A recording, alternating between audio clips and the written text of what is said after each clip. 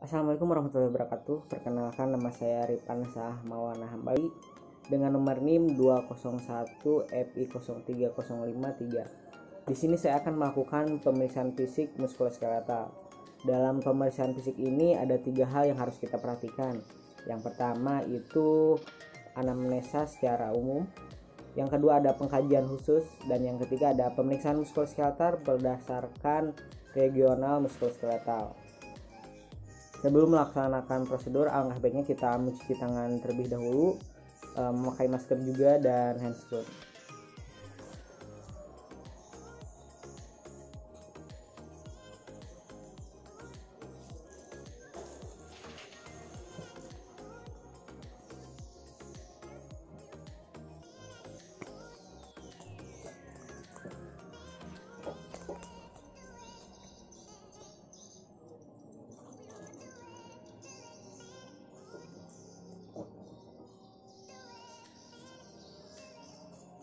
Bu, perkenalkan, nama saya Ripan Sah Mawana Hambali yang bertugas di siang hari ini.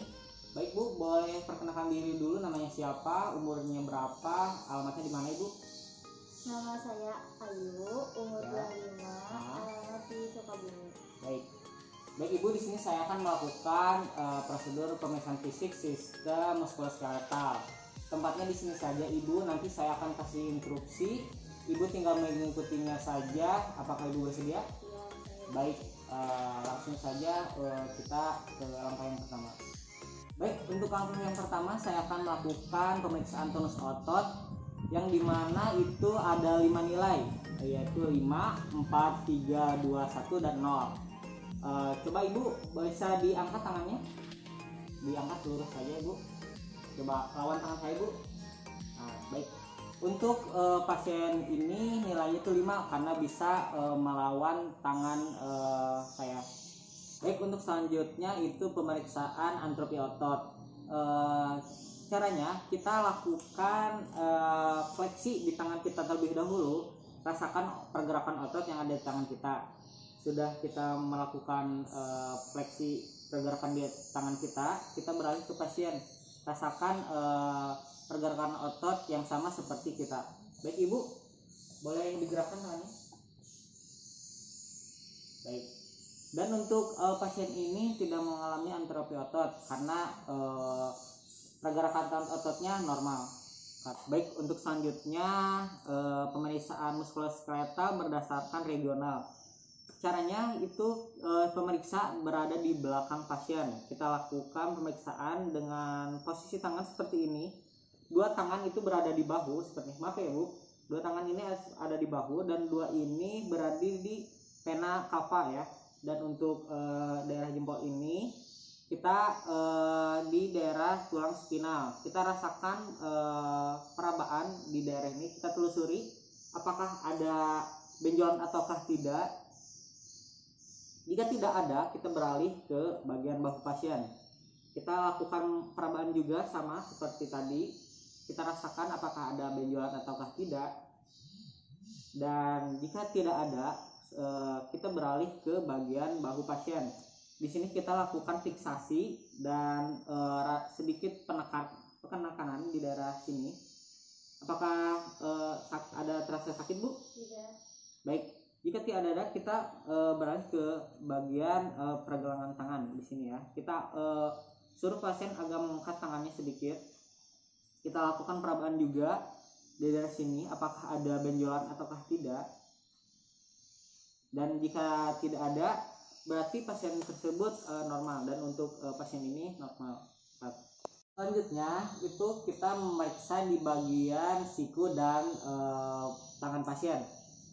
Yang pertama kita inspeksi dulu siku pasien, apakah ada benjolan ataukah tidak. Kita lakukan palpasi perabaan di daerah siku pasien. Kita rasakan apakah ada benjolan ataukah tidak, dan kita mencoba untuk menggerakkan tangan pasien. Coba Ibu gerakan Ibu tangannya. Nah, seperti ini ya. Coba ke belakang Ibu, gerakan ke belakang. Nah, jika tidak ada gangguan di daerah siku pasien, kita balik ke pergelangan tangan pasien. Kita lihat, inspeksi dulu apakah ada benjolan ataukah tidak. kita lakukan perabaan juga di sini, kita palpasi apakah ada benjolan atau tidak. Dan selanjutnya mencoba untuk menggerakkan pergelangan tangan pasien. Caranya itu ke samping ibu seperti ini, ke samping lakukan, ke depan ke belakang. Nah baik untuk selanjutnya saya akan melakukan pemeriksaan di daerah punggung pasien. Kita amati dulu punggung pasien itu apakah mengalami kifosis, lordosis, skoliosis atau gigus. Untuk kifosis ini biasanya punggung pasien itu cenderung ke depan, dan untuk lordosis itu cenderung ke belakang. Dan untuk gigus biasanya si bahunya itu turun satu ya, seperti ini kayak gini. Dan untuk gigus itu di daerah punggung pasien itu seperti ada pundak yang menonjol di sini ya.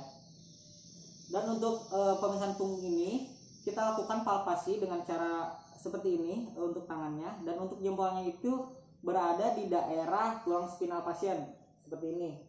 Kita lakukan palpasi apakah ada benjolan ataukah terasa nyeri di daerah punggung pasien.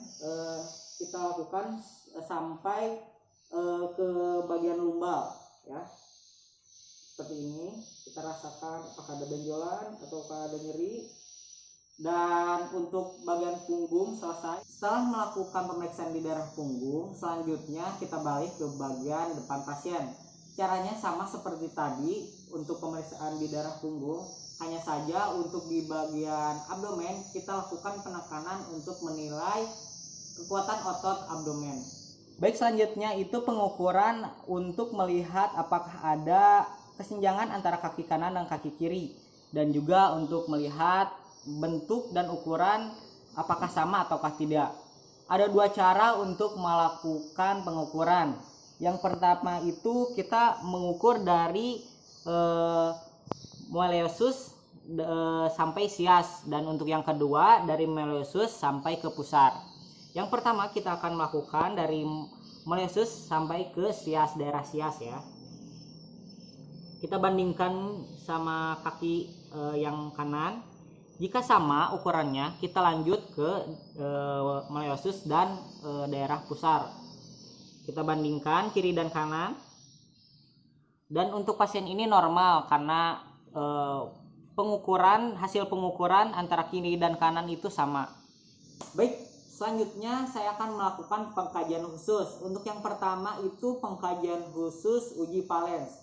Untuk uji valens ini kita lakukan kepada pasien, kita suruh pasien untuk mengangkat tangannya. Baik ibu, boleh ikuti saya ibu seperti ini. Seperti ini ibu, begini ibu, lalu begini. Seperti ini, lurus saja ibu, seperti ini. Nah, jadi ini ya. Lakukan proses ini selama 60 detik.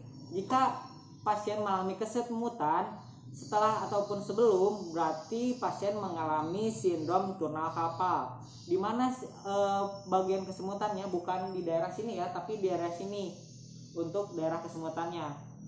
Untuk yang kedua yaitu uji Tinel. Uji Tinel ini melakukan perkusi di daerah pergelangan tangan. Untuk menentukannya kita lihat pergelangan itu pas di pergelangan tangan kita ya. Kalau misalnya kita bingung, kita tekuk. Nah, pergelangan tangannya itu ada di sini. Untuk perkusi ini kita lakukan perkusi di daerah pergelangan tangan pasien seperti ini. Kita lakukan perkusi selama 3 kali. Jika pasien mengalami kesemutan pada saat proses perkusi ini, berarti pasien mengalami positif Tinel. Kalau tidak mengalami kesemutan, berarti pasien negatif Tinel. Selanjutnya itu ada uji petela, yaitu dengan cara menyilangkan kaki pasien. Coba ibu boleh disilangkan, dan pastikan untuk tidak menyentuh lantai ya. Lalu kita perkusi di daerah, kita tentukan dulu daerah petela pasien, lalu kita perkusi selama 3 kali. Selanjutnya kita akan melakukan pemeriksaan di daerah lutut pasien, atau bisa disebut tanda benjolan atau tanda balon. Kita lakukan fiksasi dan perabaan di daerah lutut pasien. apakah ada benjolan ataukah ataukah ada penumpukan cairan di darah lutut pasien. Dan untuk pasien ini normal, tidak ada benjolan maupun cairan yang menumpuk di daerah lutut pasien. Baik Ibu, pemeriksaan fisik sistem muskuloskeletal telah selesai. Apakah ada keluhan lain Ibu? Tidak ada. Baik, saya petugas yang bertugas di siang hari ini undur diri. Terima kasih atas kerjasamanya. Wassalamualaikum warahmatullahi wabarakatuh. Waalaikumsalam warahmatullahi wabarakatuh.